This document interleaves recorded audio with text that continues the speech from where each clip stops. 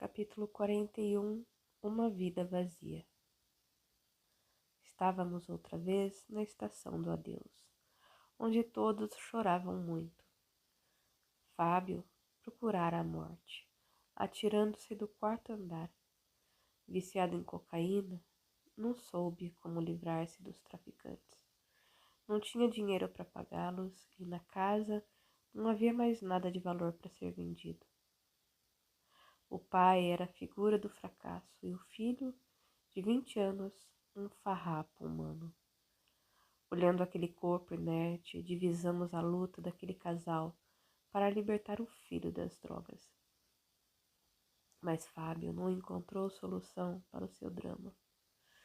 Até em casas espíritas buscou ajuda, mas infelizmente muitas delas fecham suas portas aos viciados em tóxicos, alegando que os toxicômanos são casos de polícia. Enquanto isso, os lares estão sendo derrubados pelos vícios. A indiferença de alguns adeptos da doutrina consoladora é entrave ao consolo e à orientação, não só aos jovens doentes, como aos seus pais. Continuei observando aquele corpo, com as veias quase necrosadas pelas picadas. Imaginei Fábio, ainda criança, sendo cuidado com todo carinho e amor, resguardado pelos pais, em seu lar e na adolescência, as más companhias, os barzinhos, onde a droga corre solta. Em alguns desses barzinhos, o espelho é disputado a tapa. Os proprietários os colocam para que os usuários de cocaína se droguem. E ainda existem alguns políticos que fazem apologia das drogas. Fábio era um suicida que ali se debatia contra a morte. Um morto-vivo, sem oportunidades, sem sonhos, sem esperanças. Não estudava, vivia sujo, com cabelos longos, despenteados, brincos, enfim, uma figura estranha. E agora, diante do desencarne, sofria a segunda morte, pois ao querer livrar-se da vida física, encontrara a realidade que só o Espiritismo prega, a vida além da vida, que não termina com a chamada morte. Fábio chorava baixinho, tentando desvencilhar-se do corpo físico, todo quebrado. Mesmo desencarnado, via-se colado àquela matéria. Pamela, você está vendo o que estou vendo? Sim, Luiz. Fábio não consegue libertar-se do drama que viveu na hora em que se atirou do quarto andar. Podemos ajudar, Henrico? Perguntei. Podem, não recordando a fracassada vida de Fábio. O que se torna preciso é orarmos para que ele possa desprender-se dos laços que o retêm junto ao seu corpo material. Chegamos pertinho de Fábio e começamos a orar. Ele foi como que adormecendo, mas logo os comentários sobre a causa do seu desencarne o acordaram. Andei por entre os amigos encarnados da família, pedindo que orassem, mas ninguém me ouvia. Os pais, coitados, estavam tão perturbados que não conseguiam orar. Os comentários eram terríveis. Sabe que Fábio batia no pai e na mãe? Chegando a levá-los até os hospitais com braços e cabeças quebrados pelas pancadas que sofriam? Enquanto falavam mal de Fábio, seus pais diziam: coitado do nosso filho. Foram os amigos que o levaram ao vício. Era um bom menino. Quando não estava drogado, era um anjo que a cocaína transformava em demônio. Vendo que ninguém orava, juntamo-nos os 4. Henrico, Pamela, Plácido e eu. Com alegria vimos que Fábio estava conseguindo afastar-se um pouquinho do corpo físico. Mas se o homem soubesse mais sobre o suicídio, lutaria para não praticar. É terrível o estado da casa mental daquele que põe fim à própria vida. O físico, ali, era velado com flores e velas, e apenas uns centímetros separando os dois planos. Desenrolava-se o desespero de um suicida. Enquanto isso, os encarnados permaneciam indiferentes, uns por ignorarem o drama dos suicidas, outros pensando por que orar por quem não quis viver mais. Estava se aproximando o enterro e Fábio lutava para sair da cadeia da agonia. Nós tentávamos ajudá-lo, mas confesso que não conseguíamos. Foi quando um espírito muito iluminado se fez presente. Orou a prece de Cáritas, ficando nos nossos ouvidos a frase: dai a luz àquele que procura a verdade. O espírito foi orando e nós o acompanhamos. De repente ouvimos um grito estridente. Confesso que por nos encontrarmos em prece concentrados, assustamo-nos. O grito era de Fábio, que apesar de haver conseguido se desprender do corpo físico, relutava em se levantar. Só lhe vinha à mente a cena fatal. Segurou a cabeça com as mãos e quis sair correndo. Procuramos laços que ligam o perispírito ao corpo físico. Eles se encontravam esgarçados, triturados pela violência do suicídio. A família gritava. Era o momento de fechar o caixão. O espírito de Fábio, completamente enlouquecido, buscava uma explicação para tudo o que lhe estava acontecendo. Ele vai ficar penando no cemitério, Henrico? Não, Luiz. Os socorristas estão tentando prestar-lhe auxílio. Procurei os socorristas e confesso que não os vi. Perguntei a Pamela onde eles estão. Orando para que Fábio deseje ser socorrido. Permanecemos em prece, mesmo quando o corpo de carne já descia à sepultura. Nada mais a fazer. Henrico despediu-se. Olhamos para trás, procurando aquele espírito que só deu preocupação aos pais, roubando-lhe os seus melhores anos de vida, tornando o lar que o recebeu com amor em uma casa de sustos, lágrimas e tristezas. Fábio, sem piedade, não poupara seus pais, transformando as suas vidas num inferno. Agora se encontrava debatendo-se na agonia dos remorsos, não sabendo o que fazer, que rumo tomar. Torno a dizer, a terra só vai melhorar no dia em que se forem ensinadas nas escolas as verdades espirituais. Só assim o jovem se conscientizará de que ele não veio à Terra para brincar com o sentimento dos pais, mas para crescer intelectual e moralmente, para aprender que sem evolução não existe amanhã. Aproveitamos para perguntar quando serão construídas as escolas espíritas. Dali, voltamos para as nossas colônias, onde recebemos muitas orientações sobre o que havia sido visto no plano físico. Passado algum tempo, fomos chamados de volta ao trabalho. Henrico levou-nos à casa de Fábio, e com alegria vimos os pais mais recuperados. A preocupação havia cessado com o seu desencarne. Aquela família que antes nem acreditava nos espíritos, agora vivia em busca de notícias. A mãe de Fábio lia uma mensagem onde ele dizia estar muito feliz, que fora socorrido e já se encontrava trabalhando. A carta era longa, o que fez os pais felizes. Mas Henrico, só se passaram 15 dias e o Fábio, que me pareceu tão perturbado no dia do seu desencarne, já está tão bem. Luiz, é um sério problema que não sabemos como abordar. Os pais de Fábio nada conhecem do espiritismo e encontraram esse médium que diz que a mensagem é do filho. Os pais sonharam com uma vida digna para ele. Entretanto, Fábio nada quis fazer de bom enquanto esteve no plano físico.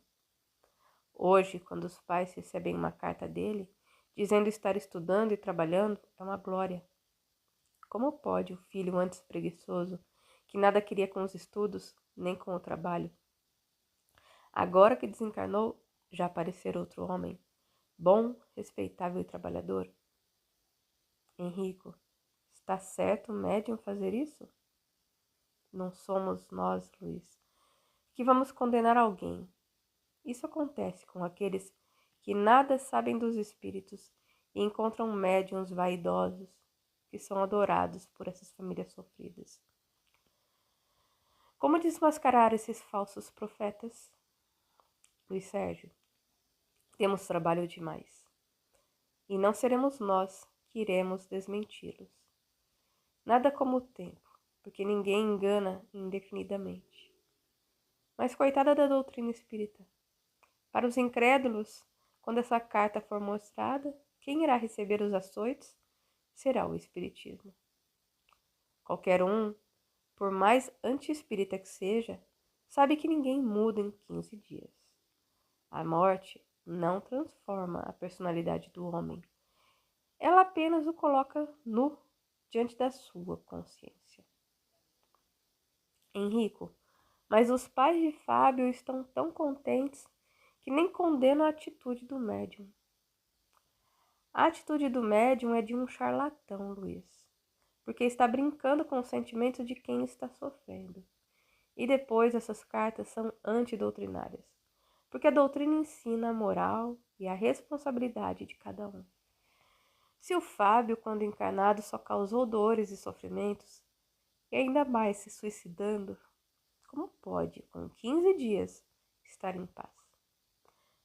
Quem ficar a par disso pode dizer: então vou aproveitar a vida, fazer de tudo, não lutar para ser digno. Posso suicidar-me, que serei socorrido e levado para um hospital, e de lá me mandarei mensagens, o que é uma tremenda mentira. O espírito, por mais que tenha tido uma vida honrada no plano físico, com 15 dias de desencarne, ele ainda está perturbado. Imagina um jovem que nada fez de bom e ainda se suicidou. Poucos espíritos com 15 dias, um mês de desencarne, já se encontram aptos a mandar mensagens. Francisco Cândido Xavier iniciou esse trabalho de mensagens com toda a proteção de Emmanuel. Agora, um médium iniciante, sem equilíbrio, sem disciplina, desejar iniciar a sua mediunidade já adentrando um dos mais difíceis trabalhos mediúnicos é pretensão demais. Esse médium necessita urgentemente buscar uma casa séria e trabalhar junto aos médiuns equilibrados, que irão analisar os seus escritos antes que eles saiam às ruas. O médium iniciante não deve ter pressa de passar rapidamente pelos grupos de estudos para ser encaminhado aos grupos mediúnicos, com o intento de receber mensagens dos espíritos, principalmente dos recém-desencarnados. O médium que corre ligeiro para pescar pode pegar peixe podre. Tudo tem seu tempo, e os grupos de estudos são destinados a preparar os médiuns para uma nova etapa de trabalho junto aos espíritos e aos encarnados. O médium que deseja uma mediunidade gloriosa tem de iniciar a construção do reino de Deus no coração, com as pedras do dar sem receber. Não adianta dizer-se espírita e fugir dos estudos, fugir dos trabalhos, da caridade, fugir da autoevangelização, fugir das inúmeras oportunidades que a doutrina lhe oferece. Esses fatos desagradáveis só acontecem com os médiuns orgulhosos que nada sabem da doutrina. Os médiuns verdadeiros estão ocupados com seus afazeres e não têm tempo de sair por aí levando mensagens de recém-desencarnados. A doutrina espírita chegou para elucidar e não para fermentar a vaidade do homem. Sentimos-nos muito tristes ao constatar as inúmeras mentiras em relação às mensagens de recém-desencarnados. Há dias, Henrico, fomos chamados por uma família que desejava agradecer-nos por termos socorrido seus 2 filhos. Na verdade, fomos chamados, lá comparecemos, mas nada pudemos fazer. A médium que dizia nos receber não tinha condição de fazê-lo. E quanto aos primeiros socorros, não fomos nós que os prestamos. Para isso existem equipes capacitadas. Todas as vezes que pudemos socorrer alguém, tínhamos ao nosso lado um espírito preparado para esse trabalho. Nem todos os jovens que desencarnam são assistidos por nós. Confessamos que não temos esse poder. São inúmeros os jovens que desencarnam todos os dias. Hoje eles estão desencarnando mais que os velhos. Muitos julgam que, por trabalharmos com os jovens, socorremos todos os que desencarnam. Gostaríamos que assim fosse. Mas a vida espiritual obedece a uma programação divina. Existem muitos espíritos que também trabalham com os jovens e equipes que só cuidam dos desencarnes. O que aconselhamos aos médiuns é buscarem os estudos. Só ele modela a mediunidade. Sem estudo, a mediunidade é um barco sem vela. Nada mais triste do que um médium dizendo que vê, mas não vê. Que psicografa, mas não psicografa. Que ouve, mas não ouve. O médium existe, Luiz, para ser o intermediário dos espíritos, prestar-lhes as suas cordas vocais, as suas mãos, e não para brincar com eles. Quem tem coragem de dizer a uma família que seu filho está escrevendo mensagem com 1 mês ou 15 dias depois de uma morte trágica, não é um trabalhador do Senhor. Henrico, você tem razão. Não existe mentira piedosa. Existem verdades para serem ditas, e estas têm o tempo certo para serem reveladas. Todos aqueles que dão trabalho na casa espírita são os que não estudam e não servem ao centro. Eles estão sempre reclamando de alguém ou da própria casa. E o pior é que quando eles agem mal, é a casa que recebe os açoites. Quando o médium liam nem jornal, eram os bonitos, os ricos, os poderosos. Passamos a observar Cristina, que mais parecia irmã de Henrique e Pablo, corpo queimado pelo sol e modelado pelas boas academias de ginástica. O que será dessa gente? O que será que eles pensam da morte, Henrico? Muitos são tão orgulhosos que julgam que só os pobres desencarnam. A casa, um palacete. Para cada um dos filhos, uma suíte. Henrico, deram tudo a Pablo e Henrique, mas se esqueceram da religiosidade. E o homem precisa de Deus para viver bem no plano físico. Oramos naquela bela mansão.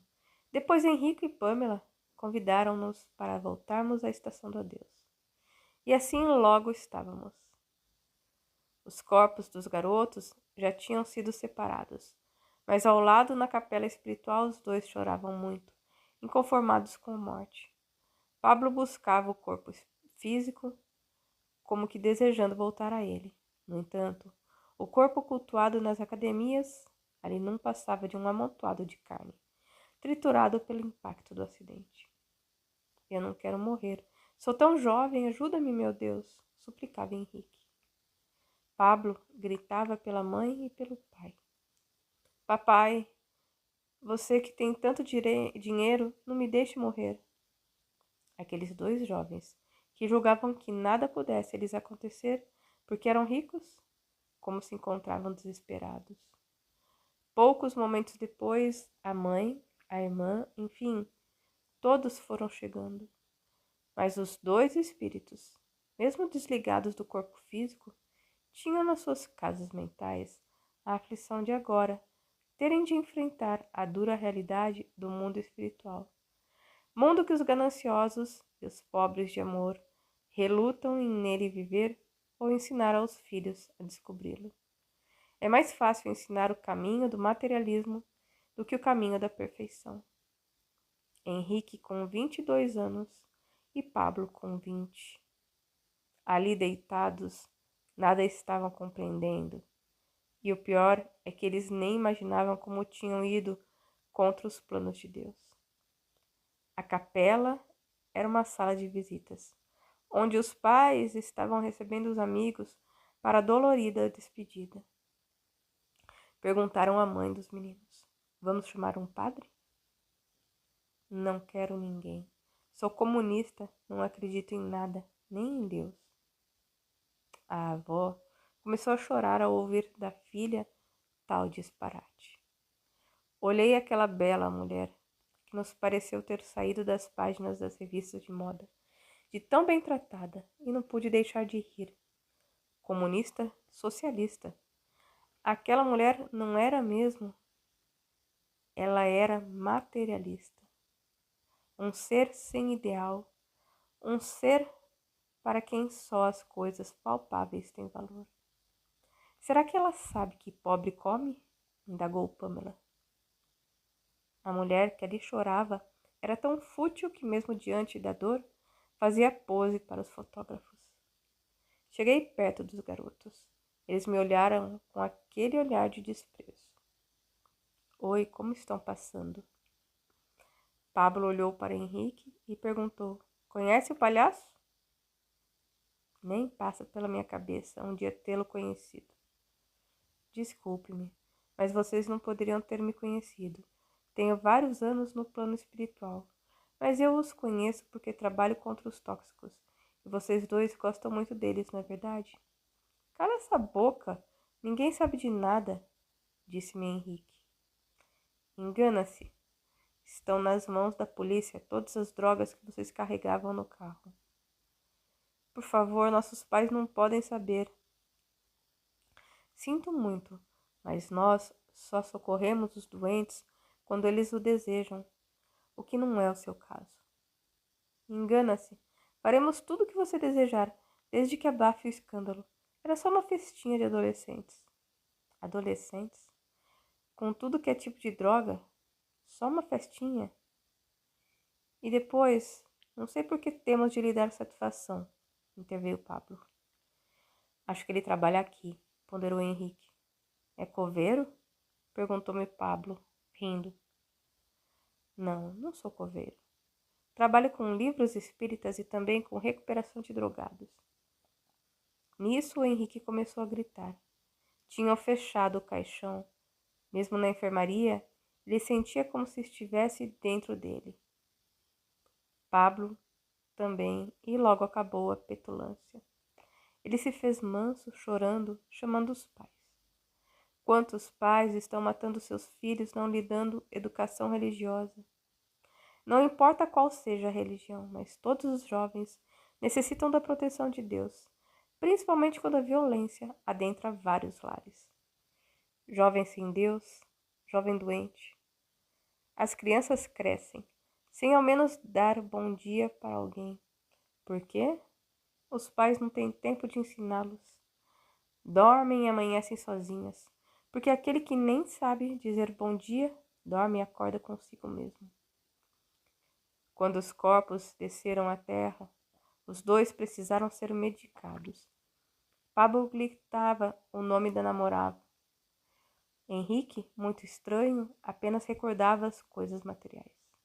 E os pais choravam muito. Aquela mulher que desde o nascimento dos filhos nunca encontrou tempo para cuidar deles, estava sentindo saudades. Cristina jamais passou uma noite acordada com seus filhos. Jamais brincou com eles. As babás eram suas mães. Nesse mundo de materialismo é que cresceram Pablo e Henrique. E agora, ali, na estação que iguala os homens, ela devolvia ao plano espiritual os filhos que ela, escrava da vaidade e do orgulho, não soube educar. Desde crianças, Pablo e Henrique só sabiam consumir. Agora, aqueles dois espíritos que tanto necessitavam de oração buscavam a família, mas esta considerava que qualquer religião aprisiona o homem. Pamela chegou bem perto deles e iniciou uma prece. Pablo falou: detesto o beato. Nossos pais nos ensinaram a liberdade. Pamela calou-se. Fomos saindo, orando baixinho.